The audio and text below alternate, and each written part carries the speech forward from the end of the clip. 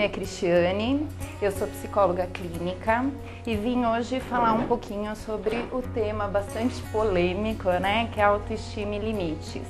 Eu acho importante dizer que ser pai, ser mãe é uma constante descoberta, é constante mudança, é conhecer, é inventar, é reinventar. Então essa mudança, ela é muito constante e não tem regras, né? Eu acho que o dia a dia ele é muito mais espontâneo, ele é muito mais dinâmico. A intenção é que a gente una a teoria à prática, mas a gente não pode ficar totalmente preso à teoria, porque a gente perde o dinamismo, a gente perde a espontaneidade, e a prática ela é muito mais eficiente quando a gente tem um fundamento teórico, quando a gente tem acesso ao conhecimento. Então, o grande objetivo também da paternidade e da maternidade é acompanhar o desenvolvimento do filho. E conforme o filho vai se desenvolvendo as necessidades dele, né? E isso, então, desejos e necessidades da criança é dinâmico, é mutante. E os pais precisam estar mudando e acompanhando isso junto.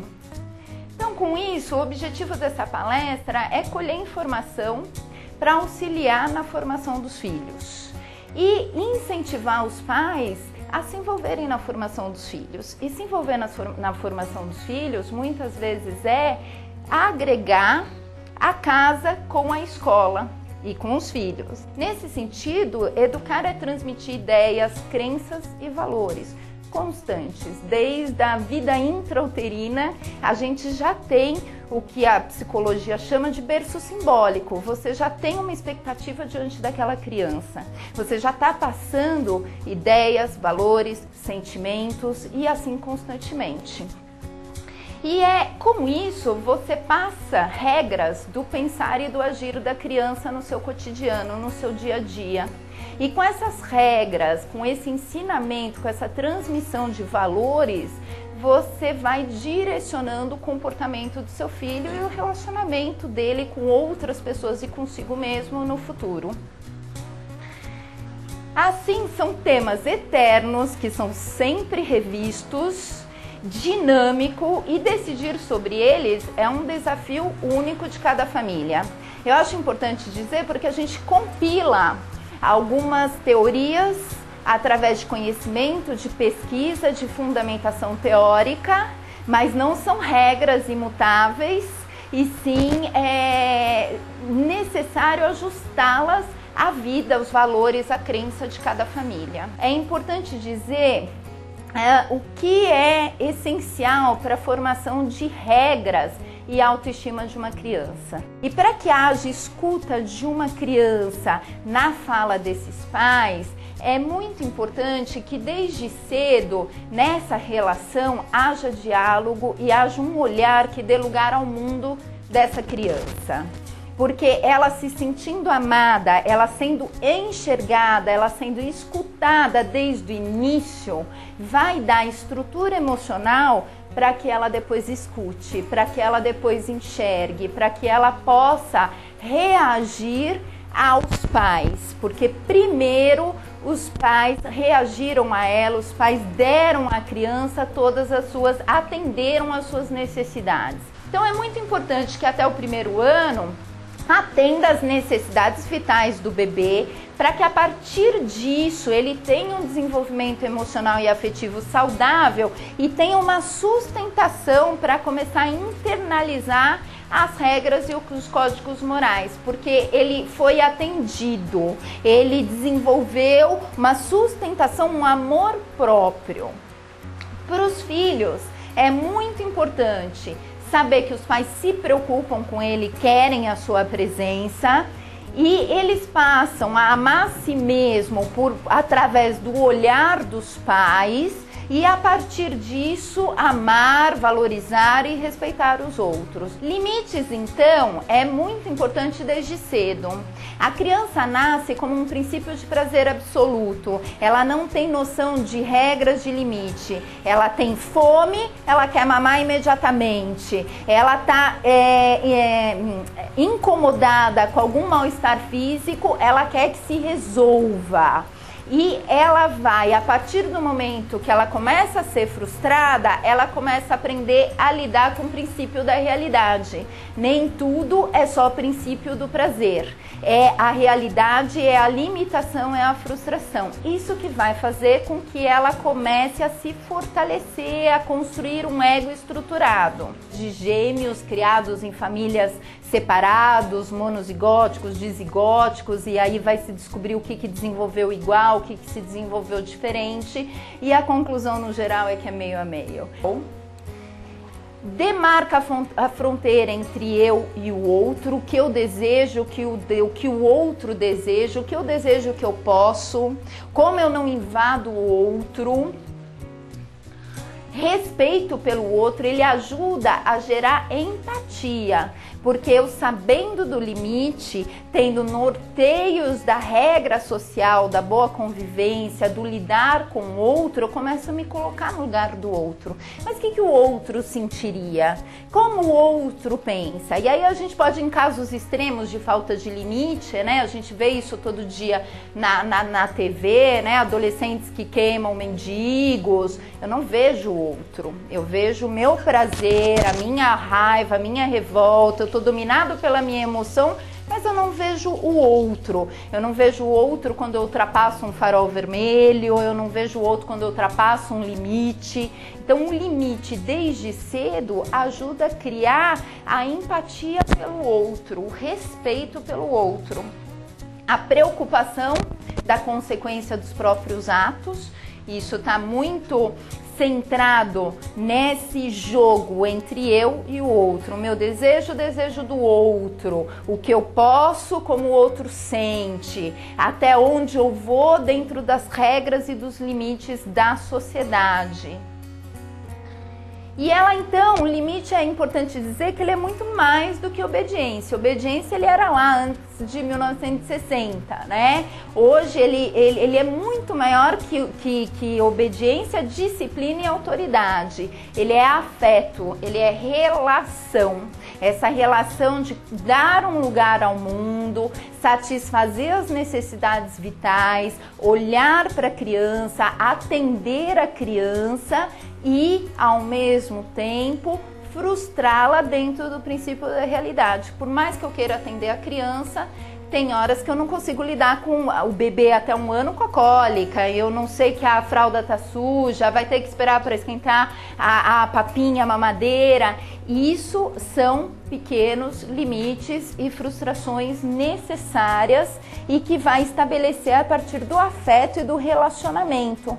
Então é o afeto e o relacionamento que dá sentido às leis, que possibilita a internalização dos códigos morais. Por isso que é importante essa base para que um filho tenha escuta à fala do pai. A autoestima, então, o que é, né? Afinal de contas, a gente falou um pouquinho do limite e como o limite ele vem muito junto com a autoestima na formação da criança. A autoestima é o valor que a pessoa tem de si mesma. É a avaliação também que ela faz da sociedade em que ela vive. Não é só eu. Se só é o meu amor próprio, a minha validação própria, é muito mais um egocentrismo, um narcisismo do que uma boa autoestima. Boa autoestima é valor próprio e valor da sociedade em que eu vivo, consideração pela sociedade em que eu vivo. Isso faz com determinar a minha maneira de agir, o meu desejo, os meus interesses, conforme as regras e os valores da sociedade. Eu me coloco junto com os valores da sociedade. Ela é formada desde muito cedo e ao longo de todo o desenvolvimento infantil, através do olhar dos pais, dos estímulos e informações que ela recebe do ciclo social. É muito importante dizer que também recentemente foi descoberto pela ciência de que a autoestima tem um componente genético e hereditário. E aí é uma briga muito grande, né? Até que ponto é genético, até que ponto é ambiental. Não muda das conclusões gerais feitas, isso são feitas pesquisas através de gêmeos criados em famílias separados, monozigóticos, dizigóticos, e aí vai se descobrir o que desenvolveu igual, o que se desenvolveu diferente, e a conclusão no geral é que é meio a meio. O que quer dizer potencial de saúde? Quanto o ego é a parte mais consciente que a gente tem de nós mesmos, é a parte consciente, então quanto o ego está estruturado para lidar com os conflitos e aguentar as frustrações. Então funciona como um sistema imunológico emocional, é como se fosse um alarme de proteção. Opa, isso não vai me fazer bem. Eu não vou me submeter a essa situação. Eu mereço, eu tenho outro valor. Então ele é um alarme, né, importante para realmente se proteger das situações de riscos, das situações de vulnerabilidade. Por isso que muitas vezes até tratamento, ação efetiva da comunidade, vamos pensar para delinquência, para drogadição, evitar alcoolismo, é o quê? É injetar autoestima no jovem. Ele tem uma capacitação, ele tem uma possibilidade de educação, ele tem um esporte, porque ele se valorizando, ele se torna muito menos vulnerável à drogadição, ao crime, enfim, situações de risco. Não depende da aprovação e da admiração externa. É lógico que a gente é reativo aos elementos externos, mas isso não abala a estrutura da autoestima. A gente pode ter crises circunstanciais com uma adequada autoestima, mas é diferente de um abalo maior, mais estrutural, que é uma sensação de fracasso maior, de incapacidade maior. A autoestima, então, é a capacidade da gente se sentir, de enfrentar as situações e não necessariamente vencer. Eu acho isso muito importante, porque pelo contrário, a gente vai ver que alta expectativa em relação à criança pode gerar baixa autoestima, porque ela nunca vai ser boa o suficiente. Eu exijo tanto dela que a sensação é que ela nunca vai ser, ela é incapaz, ela é incompetente. Então é muito importante ensinar a criança que o principal é enfrentar, é passar por, é adquirir a experiência e não necessariamente vencer, porque é impossível vencer sempre. Os acontecimentos externos, então, não paralisa. Eu vou me frustrar, eu vou ficar triste, eu vou ficar desanimado, eu vou ficar um pouco desmotivado, porque isso é normal, isso faz parte do sentimento humano, só que eu não vou me paralisar, não vou ter medo de novas tentativas. É autoconhecimento, autoestima é similar ao autoconhecimento, é eu saber as minhas capacidades, as minhas limitações, os meus potenciais e as minhas limitações. É autoconfiança, é eu saber, eu ter crença que eu sou capaz de lidar com o mundo, que eu sou capaz de enfrentar, que eu não preciso necessariamente só vencer. E com isso eu vou encontrar soluções de resolver os problemas e não evitar que os problemas aconteçam. Muitas vezes a gente também pode ser uma baixa autoestima, um ser humano, pode ser criança, adolescente, adulto, muito controlador. Porque o que eu quero controlando muito os fatos externos? Eu quero evitar os desafios, eu quero evitar os problemas, porque eu não me sinto capaz de passar por eles. Então, não é controlar os eventos externos, é sim conseguir passar por eles, lidar com eles, encontrando soluções. Ela pode ser aperfeiçoada ao longo de toda a vida, né? Eu disse que ela se forma desde muito cedo, se forma pelo olhar dos pais da criança desde sempre, desde da ideia de se ter um filho, você já está transmitindo valores, crenças e sentimentos, mas ela pode ser aperfeiçoada ao longo de toda a vida. E como é que se aperfeiçoa, né? Geralmente lembrando que, para começar, estamos aqui, somos vencedores, né? A gente teve que lidar com uma série de problemas, uma série de desafios e a gente conseguiu se adaptar e se ajustar a eles. Então, uma forma de ir aperfeiçoando a autoestima ao longo da vida é lembrar das situações, dos problemas que a gente já enfrentou e como a gente foi capaz de solucioná-los. A autoestima, ela pode ser simultânea, alto e baixa. Então eu posso ter uma boa autoestima no trabalho e uma péssima autoestima, uma baixa autoestima na relação afetiva. Então elas podem ser simultâneas e elas se alternam.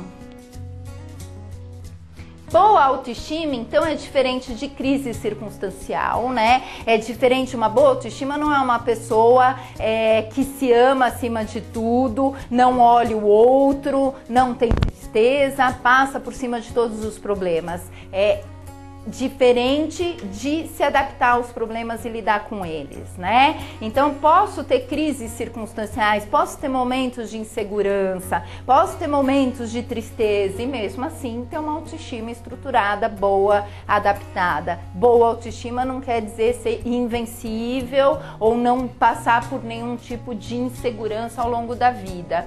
O que é muito diferente, como eu disse, do complexo de superioridade, uma arrogância, um narcisismo. Aí já é um extremo compensatório, muitas vezes, até de uma baixa autoestima. Então, para compensar, eu acredito que eu sou muito bom, né? E lido dessa forma como uma defesa compensatória. Tudo que está nas pontas podem ser mais fixado em pontas, muito alto, muito baixo. Todos nós temos depressão, todos nós temos manias, todos nós temos estados paranoicos muitas vezes, mas o que difere isso de um transtorno mental propriamente dito? A intensidade e a frequência com que acontece. Intensidade e frequência que é prejudicial, né? A gente costuma dizer que até remédio demais é prejudicial, né? Pode se tornar um veneno. Então é nesse sentido, né? Do meio termo.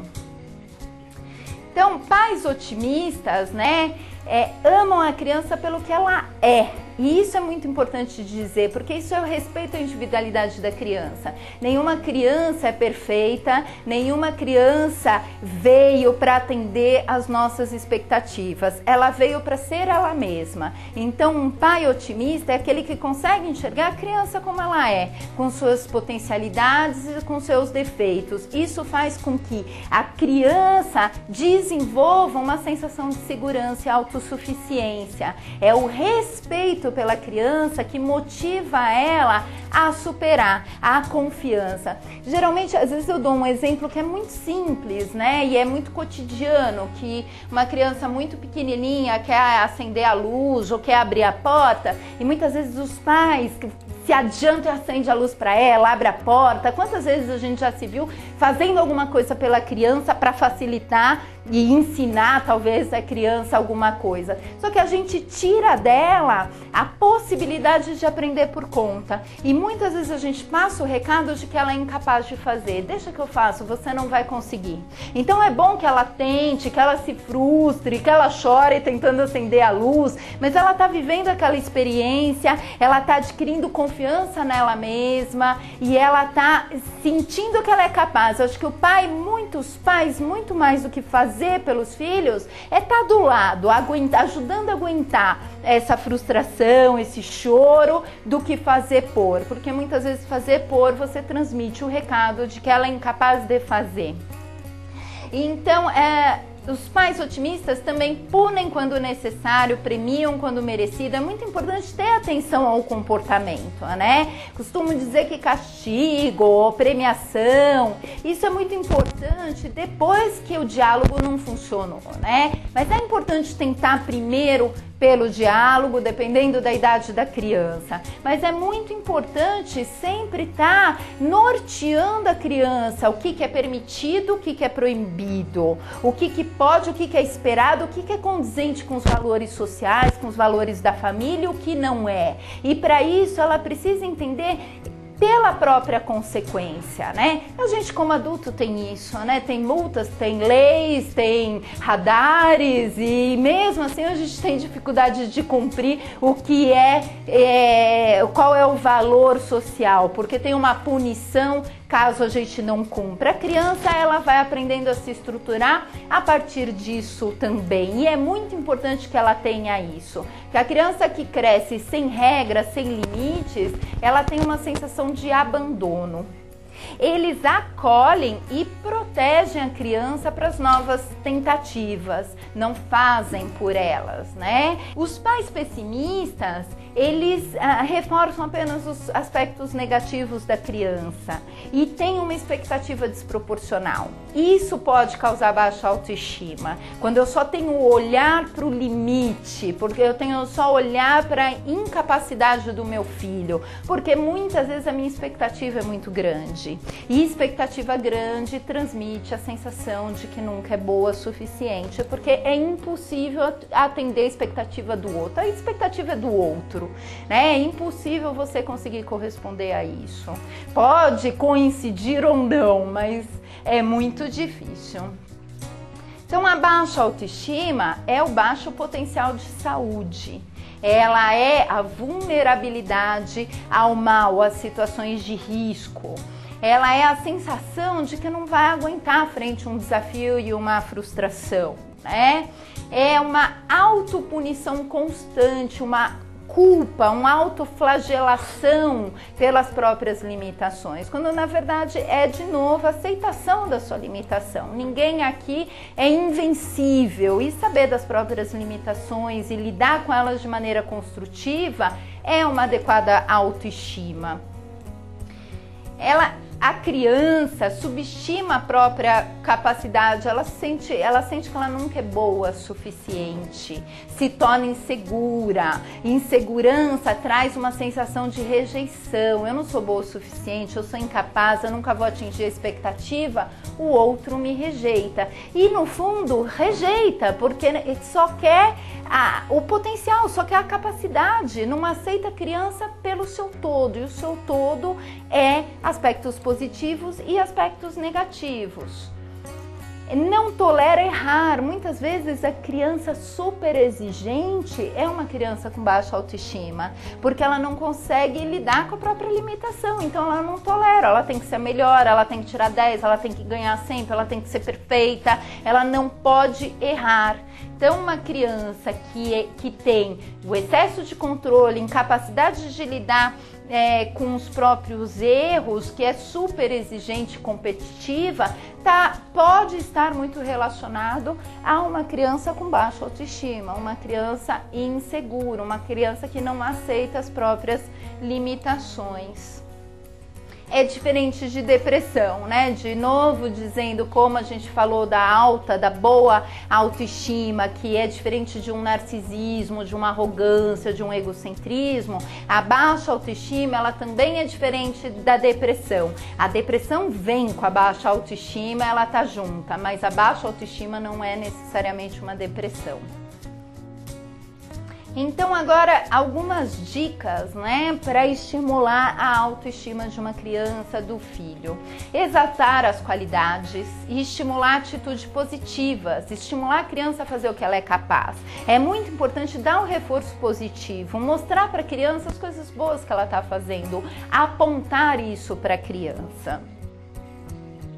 Não fazer comparações, né? É muito prejudicial para uma criança, principalmente quando tem irmãos, comparações, porque isso é o desrespeito à individualidade dela. O seu irmão é assim, a sua irmã faz assado. Isso faz com que haja um desrespeito à própria individualidade da criança. Então, é muito útil evitar de fazer comparações, né? Não comentar com os outros na frente da criança os seus próprios defeitos, né? Se tem uma preocupação em relação a isso, cuidar disso, mas comentar é expor a criança, até porque a criança também é o que os pais veem, pensam e falam a respeito dela, e ela passa a acreditar, né? E ela é muito preguiçosa, ela tem dificuldade ela é tímida, e a criança começa, meu pai, minha mãe pensa isso a meu respeito, eu introjeto isso porque eu sou o olhar dos meus pais. Se meus pais veem isso de mim, eu sou assim.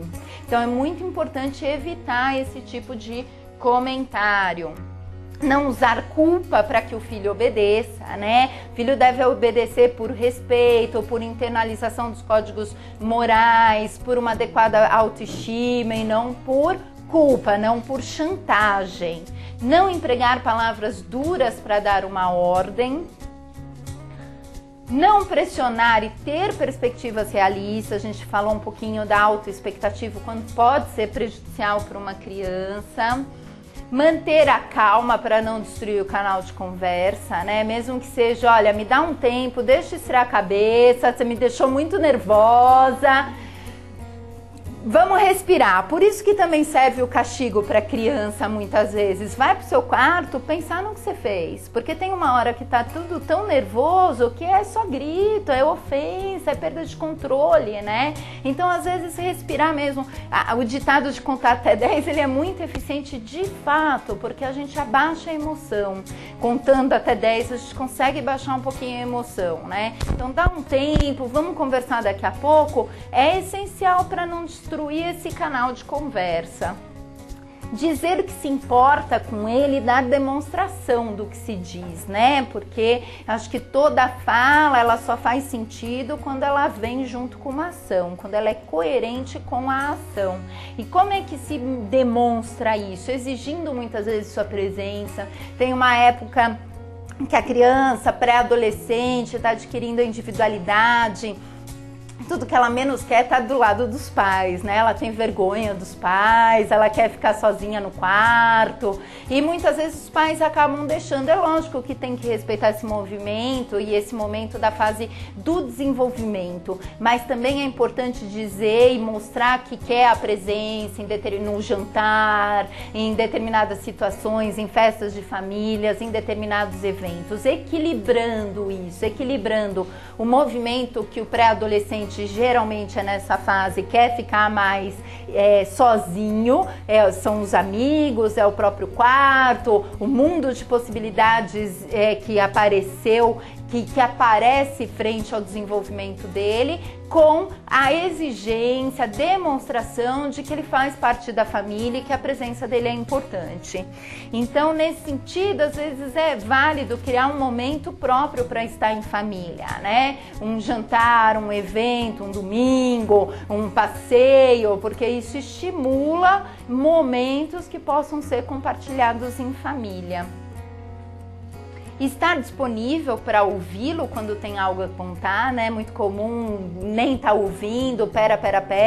É lógico que tem momentos, às vezes a criança precisa de limite, agora eu tô conversando, agora não é a hora, espera a gente terminar, já te escuto, mas é muito importante escutar a criança, escutar o que ela tem a dizer, dar importância ao que ela tem a dizer. E ajudar a administrar frustrações, raivas, perdas, sensações de injustiça, e muitas vezes é aguentar junto com a criança, né? Não é resolver por ela, não é camuflar a situação, é aguentar junto, né? É chato mesmo, é triste mesmo, dá raiva mesmo, e é isso, mas estamos aqui, tô aqui do seu lado e vai passar, né? Ou ajudar a encontrar até uma solução, né? Carinho físico é fundamental também, é fundamental demonstrar fisicamente esse afeto. Na medida em que a criança cresce, aproximadamente com 6 anos de idade, é aí que ela está pronta para a educação moral, aí que ela está pronta para as regras propriamente dito e para os valores. Então, antes dos 6 anos, é muito mais essa construção do vínculo, esse relacionamento, a transmissão desses valores do que as regras morais concretas e propriamente dito. Ela só começa a perceber isso a partir dos 6 anos de idade.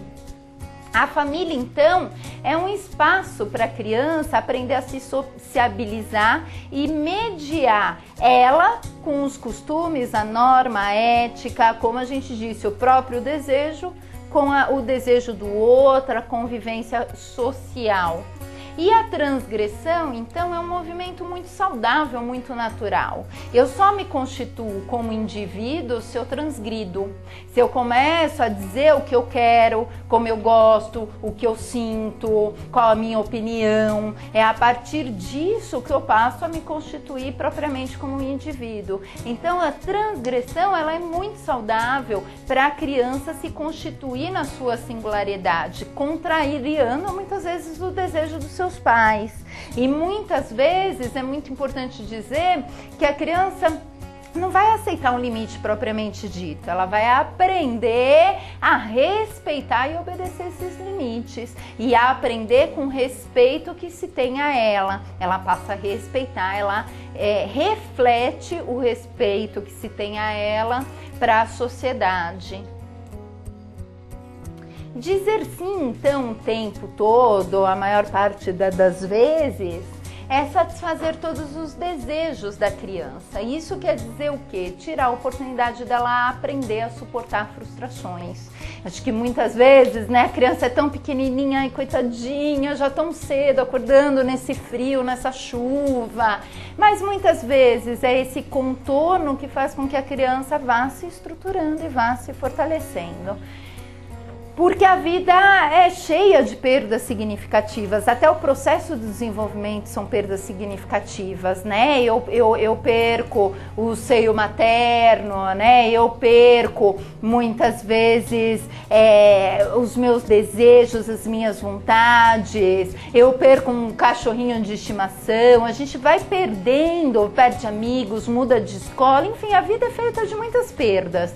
Então é muito importante não poupar exatamente a criança disso, dar apoio, ajudá-la a lidar com tudo isso, faz com que ela se fortaleça e estruture o desenvolvimento dela. Então, dizer não desde os primeiros meses, seja comunicando ou não atendendo às solicitações necessárias, ou não atendendo às solicitações que não são necessárias, ajuda a exercitar as emoções e encontrar soluções flexíveis. É ouvir, é dar suporte, é dar lugar para a dor, é respeitar o momento. Isso é diferente de tentar resolver. O que eu falei da luz acendendo, eu dar suporte, eu estar do lado, eu incentivar, mas muitas vezes eu aguentar ali a criança frustrada de não ter alcançado o interruptor de luz, não ter conseguido abrir a porta ou qualquer outra coisa, né? Que é diferente de tentar resolver por ela. Dizer não é importante que seja no momento certo, de forma firme e afetuosa. Isso demonstra respeito e entendimento, né? Muitas vezes é abaixando a altura da criança, comunicando olho no olho, sem aumentar o tom de voz, não perder o afeto com isso, mas dizer não. Isso ajuda até a criança depois a poder, a ser capaz de dizer não também. E o não que vira assim com frequência, ele demonstra pouca convicção, falta de autoridade, muitas vezes até a manipulação, estimula a manipulação da criança para os pais. Ela não ouve mais o não, né? Não, mas mãezinha querida, deixa, mas pode. E aí vai, até então vai. Então sim, e isso faz com que demonstre para a criança essa pouca convicção, essa falta de autoridade. Isso não quer dizer que eu não possa reavaliar os meus nãos, né? Ser humano mudar de ideia. Não, mas pensei direito, então pode por esse ou aquele motivo. Pode se reavaliar, né? Isso é ser flexível, isso é se adaptar, isso é ser dinâmico. O que é prejudicial é o não virar sim com frequência, mas ele pode virar sim de vez em quando, desde que bem fundamentado e bem estruturado. A falta de limite, então, ela acarreta nessa busca instantânea de prazer. Eu não aguento esperar. Eu quero, é meu desejo. Eu não olho para o outro, né? Eu quero agora e do meu jeito. Eu não aguento. Não aguento frustrar, não aguento esperar, não aguento olhar para o outro, não vejo o outro, né? Ela provoca um retardamento, um adiamento de compromissos sociais, porque compromissos sociais é isso, é frustrar, é ter limite, é deixar de fazer o que você quer. Você tem que acordar cedo para estudar, você tem que marcar o ponto, você tem que entregar uma tarefa na vida adulta. Então a falta de limite desde sempre, ou com a criança desenvolvida com a falta de limite, acarreta muitas vezes a dificuldade do adulto de lidar com compromissos, dificuldade de lidar com as regras sociais. E para a criança e para o adolescente é uma sensação de abandono. Os meus pais não se importam, não me dão parâmetros, o que é permitido, o que é certo. Muitas vezes se importar é colocar limite e a criança, o adolescente sente como tal. Se não tem limite, é liberdade total, a sensação é de abandono. Pode acarretar dificuldades de concentração e atenção, indisciplina, transgressão, porque muitas vezes busca o limite em situação de risco. Então é o juiz que vai pôr o limite, é o delegado que vai pôr limite, é o professor que vai pôr limite, é o diretor que vai pôr limite, porque eu não sei até onde eu devo ir, eu não sei qual é o meu limite, eu vou buscar esse limite na sociedade. Esse limite não foi internalizado no seio familiar. Pode levar, então, à drogadição e alcoolismo. Por quê? Porque a sensação de prazer imediato, né? O alcoolismo, a drogadição, muitas vezes pode significar a busca instantânea do prazer e a sensação, a vontade de prazer e a incapacidade de lidar com regras sociais, a incapacidade de lidar com os compromissos. Isso acontece também, a falta de limite pode acarretar uma dependência afetiva e econômica, uma imaturidade. O jovem sai mais tarde de casa, ele demora mais para ter o primeiro emprego, para adquirir responsabilidades, então ele fica mais dependente da família. Os pais muitas vezes têm dificuldades de impor limites, né? E muitas vezes essa dificuldade é a própria dificuldade de lidar com a frustração. Porque dizer não é choro, é birra, é embate, é tumulto. Então é melhor dizer sim. Então é difícil para os próprios pais, ou às vezes tem pena da criança, tem dó da criança, acha que ela é muito pequena para compreender um não ou para ter um determinado limite. Então muitas vezes é a própria dificuldade dos pais de lidar com a frustração. Ou também uma compensação dos próprios desejos. Eu não tive isso quando era criança, deixa. Não podia ter tanta coisa assim, deixa aproveitar, é criança, né? Então acaba compensando o que não teve.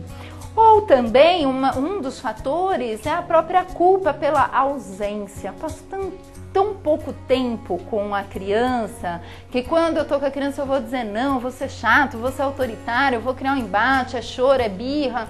Vamos dizer sim que tudo medo, né? Eu evito embates.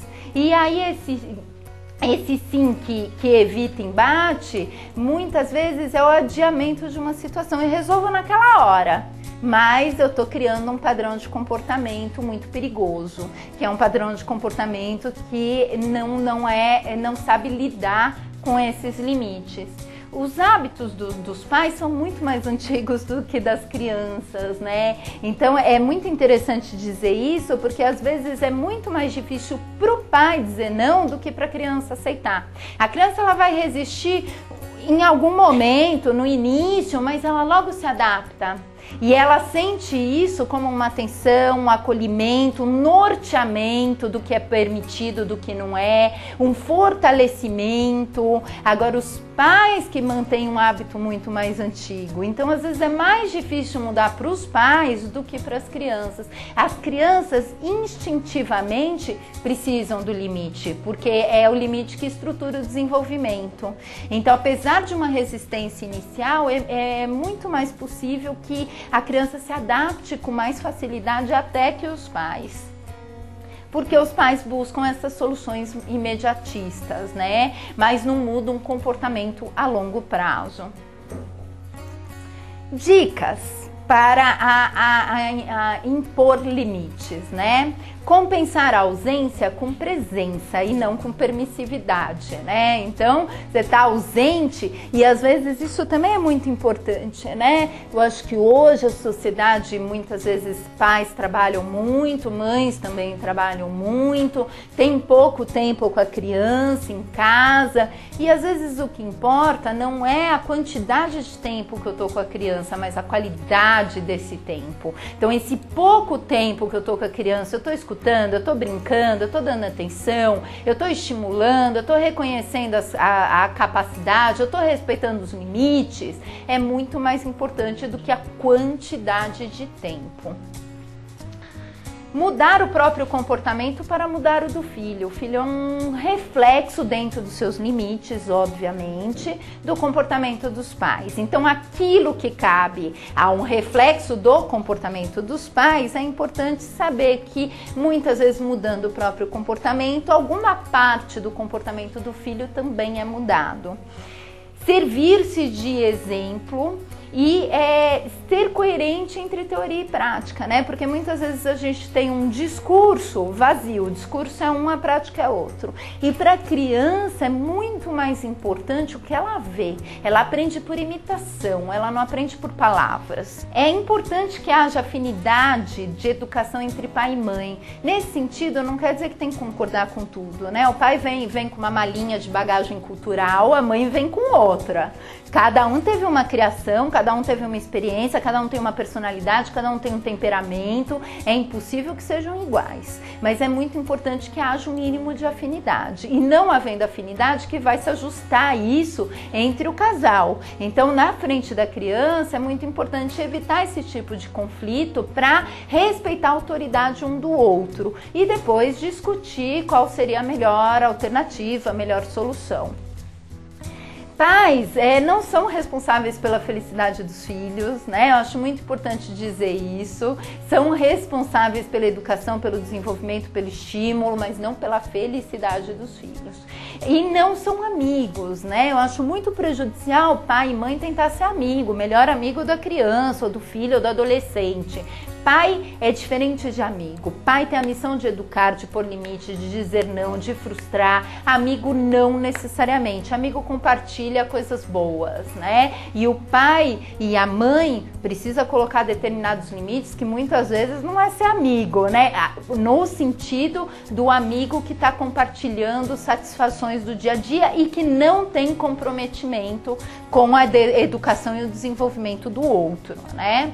Então, pai é dar e exigir responsabilidades, assumir erro, que ajuda a assumir erros e enfrentar frustrações.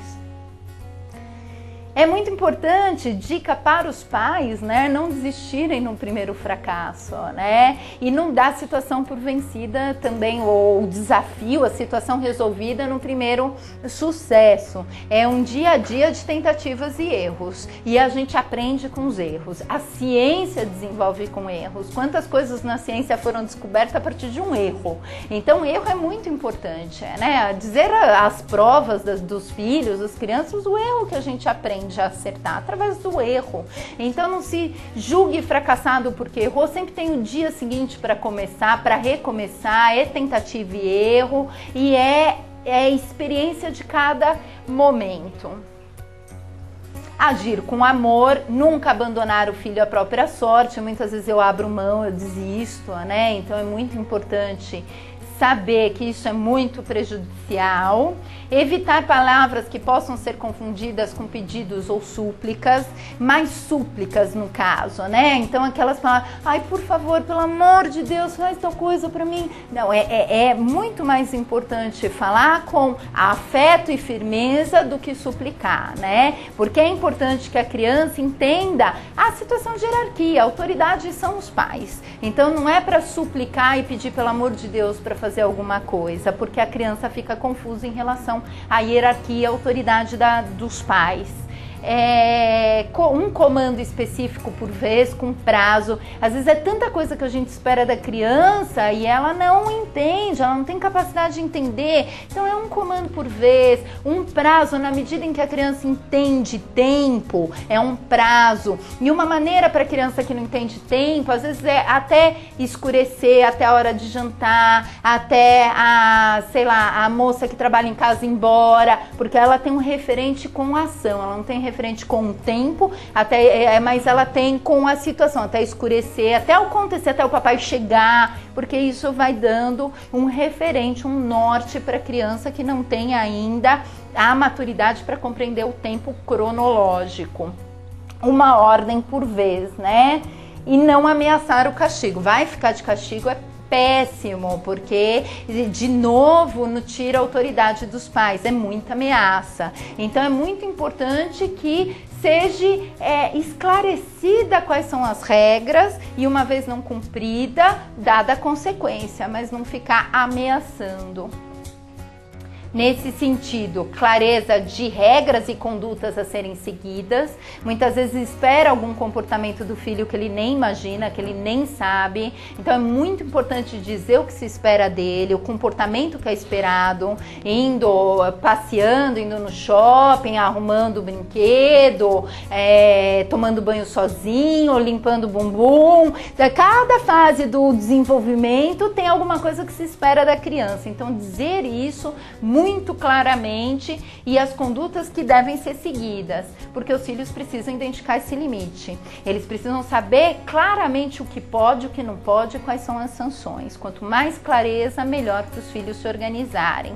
E estabelecidos os limites, não ficar passivo diante da transgressão. Isso acontece muitas vezes. A gente estabeleceu o limite, disse a regra, disse a consequência, explicou o porquê, mas aí a criança não cumpriu, a gente fecha os olhos porque dá muito trabalho, né? E aí, de novo, a sensação de impunidade. E a gente sabe que socialmente os lugares mais violentos são aqueles mais impunes, né? Então, onde tem impunidade também tem muita transgressão. Manter o combinado, ser firme em relação ao combinado. Dar broncas, né? Não se ausentarem da bronca, em orientar, em falar, em ser firme com a criança quando ela de alguma forma desrespeita a pessoas, animais e meio ambiente. Às vezes os pais ficam com vergonha, intimidados e, na verdade, de novo, ela está testando os limites e o pai e a mãe não colocaram, não deram esses limites para ela. Então eu posso jogar pedra no gatinho, eu posso arrancar todas as plantas porque tudo bem, né? Então é muito importante. Criança constantemente ela tá desafiando. É muito importante que os pais deem esse norte para ela. Atenção para corrigir os erros, né? Sempre com equilíbrio e bom senso. Trabalhar com perdas de benefícios, que é a punição e recompensas, ofertas de condições especiais, porque todo direito corresponde a um dever. A criança tem um monte de direito, né? A saúde, a segurança, a escola, a educação, a uma família estruturada, mas cada direito também corresponde a um dever, né? O dever tem direito a ganhar brinquedo, mas o dever de cuidar do brinquedo, de arrumar a cama quando ela é capaz disso. Então é muito importante entender que a criança tem uma série de direitos, mas ela também tem uma série de deveres, e aí equilibrando os direitos e deveres dela. Não superdimensionar o castigo, um castigo muito grande, a criança arrancou uma plantinha, vai ficar 3 dias sem televisão ou sem o brinquedo favorito. Então é muito importante ter esse equilíbrio, não tem uma regra clara. Eu acho que é a importância de cada família, o dia a dia de cada criança, mas sempre trabalhar com recompensas e punições proporcionais, coerentes à ação da criança. negociar, argumentar, discutir as regras, né? Compreender, ajudar a criança a compreender a necessidade de cumprir as regras e as consequências, né? Por quê? Não é porque só porque eu tô mandando, às vezes precisa ser porque eu tô mandando, porque a palavra final é dos pais mesmo. Mas antes do porque eu estou mandando, é muito importante dizer o porquê, por que aquela regra é importante, o que vai ajudá-la, se é importante para não prejudicar o outro, se é importante pro bem-estar dela, né?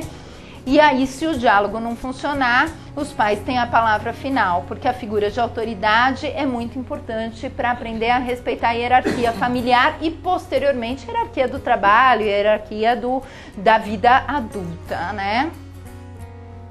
Nunca impor, né, violência física, medo. A criança, quando o castigo também é muito grande, ou quando tem muita ameaça, muita violência, a criança tende a se rebelar, não tem nada a perder. Então ela não liga. Mas, por isso que é muito importante, não dá para tirar tudo e trabalhar com essas recompensas e punições e com bom senso, com equilíbrio, para que ela aprenda a respeitar sem desafiar esse não tenho nada a perder, não ligo mesmo, né? E aí fica uma briga de força entre os pais e os filhos, né? Bater sempre por mais que a palmada seja uma cultura, né? Hoje a gente tem a questão que palmada não é pedagógica, né? Tem toda a discussão da proibição por lei, etc. É lógico que a gente sabe que todo mundo cresceu com tapinha e ninguém morreu, ninguém ficou com baixa autoestima por isso. Mas é muito importante dizer que palmada sempre é uma comprovação de que você não conseguiu resolver de outra forma e que você está resolvendo por uma situação, por uma violência. Então eu não resolvo conversando, castigo, recompensa, diálogo, eu vou resolver impondo a minha força física. E aí é muito comum também a criança passar a se impor fisicamente para os seus amiguinhos, ela passa a entender que é assim que se resolve conflito, né? Então é nesse sentido que eu acho importante dizer que por mais que a palmada seja levinha, a palmada sempre está dizendo que você não consegue resolver de outra forma, né? Que você então é incapaz de impor limites. É muito mais a falta de paciência dos pais, estresse dos pais, uma válvula de escape, uma raiva, do que pedagógico, do que construtivo em si. Mas é isso, eu tentei trazer algumas coisas, principalmente da situação cotidiana. Agradeço pela escuta. Então tá bom, muito obrigada.